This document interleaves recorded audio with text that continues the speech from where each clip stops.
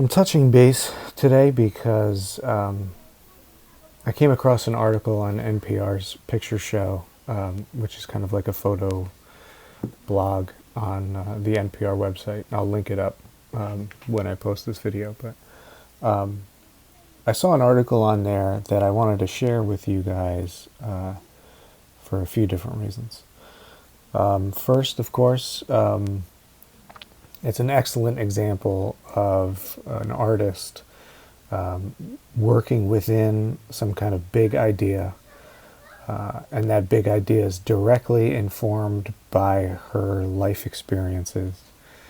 And so we can learn from her in that sense as we move closer to our thesis projects about generating ideas, refining ideas, and letting your own personal experiences invite ideas.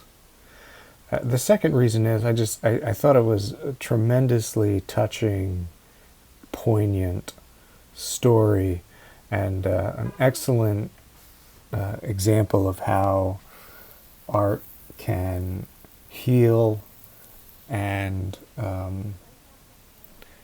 not necessarily provide answers for questions that are unanswerable, but at least provide some semblance of understanding. The article is about photographer Amy Parrish, and it's about one of her most recent bodies of work, which is a project that she calls Check the Mail for Her Letter.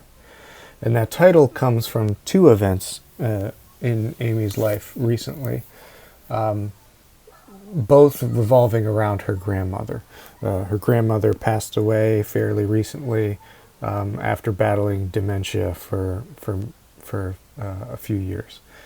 And in her later months, she would, this is Amy's grandmother now, she would obsessively check the mail, kind of waiting for a particular letter to come, though she never really articulated who had sent the letter or what the letter was about or anything like that. But she would just kind of obsessively go to the mailbox and check to see if that letter had come.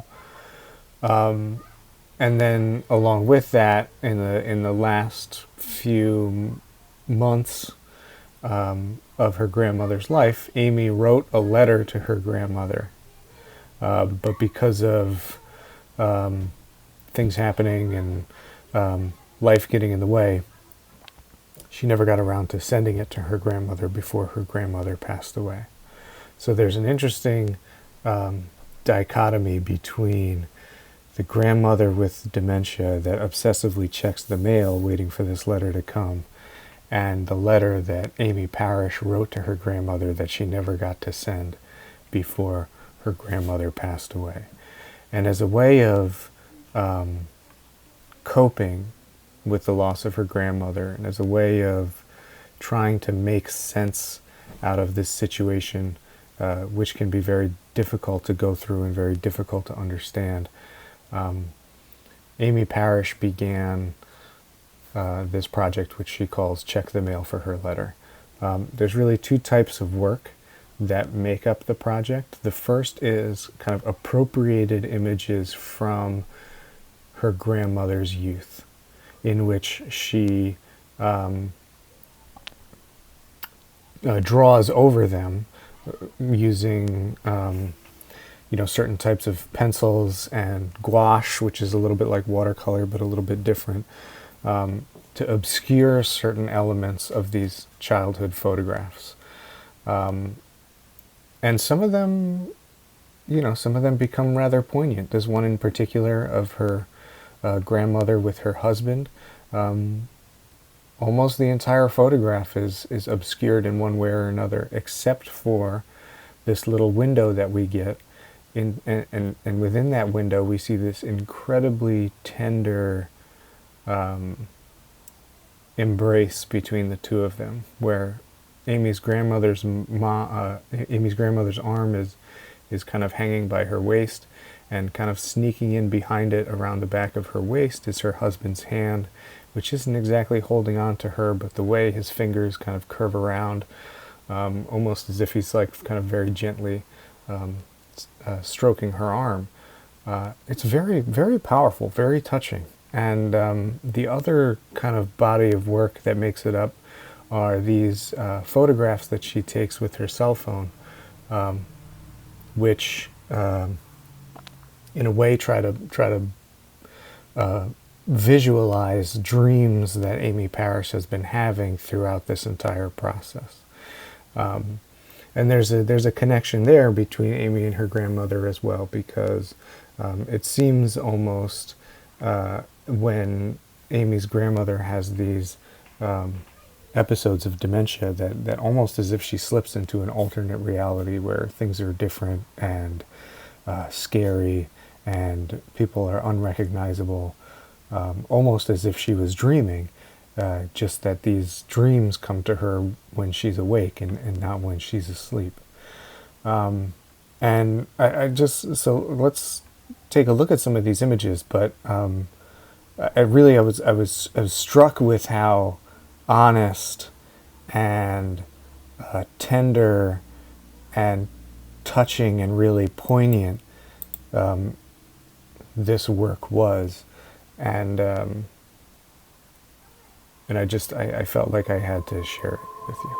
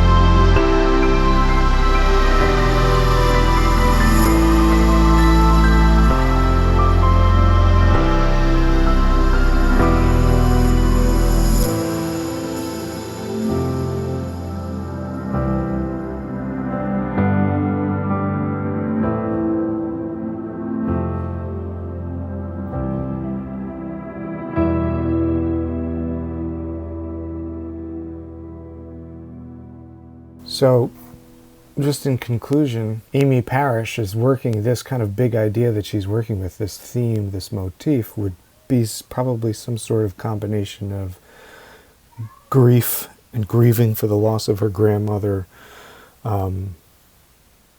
memory, and almost kind of grieving the loss of memories, and that's something that comes from her personal experience, right? The most fertile ideas are the ones that come directly from our personal experience.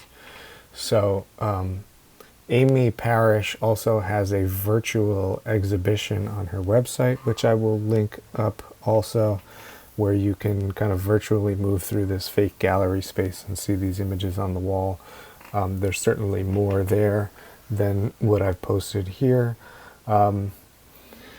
And just one final thought is one thing that occurred to me when reading through the article and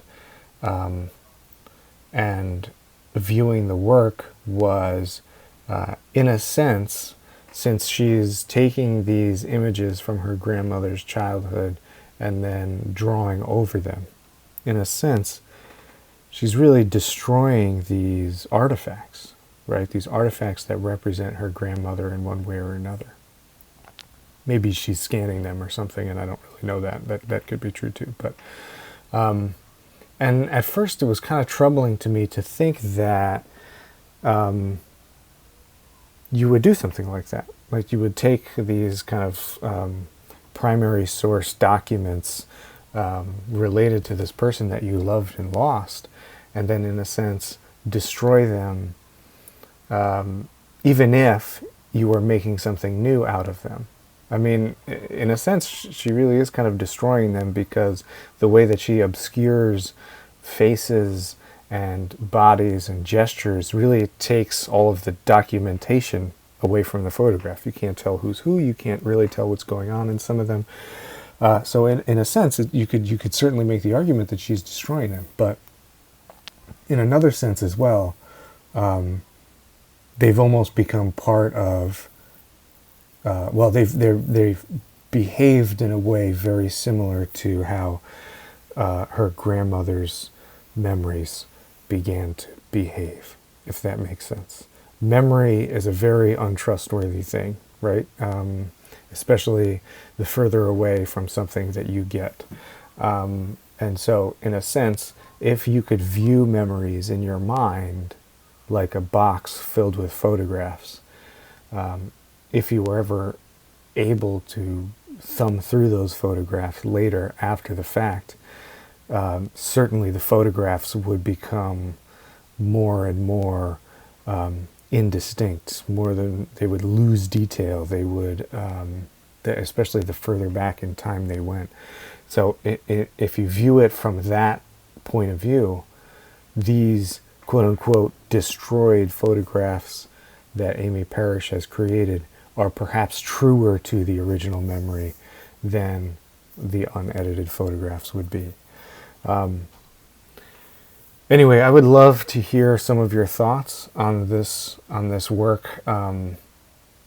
So send me an email. Maybe if we have a Google Meet sometime soon, I would love for you to maybe just kind of like take some notes on Amy Parrish, on her work, and then we can kind of discuss it in greater detail, because I think it is important work, and I think we could learn a lot from it. But that's certainly not really an assignment or anything like that. It's just something I would love to hear from you guys about how you feel, what your reactions to this work are, even if that's just a quick email. All right, guys, I hope everybody's doing good, and we'll be in touch.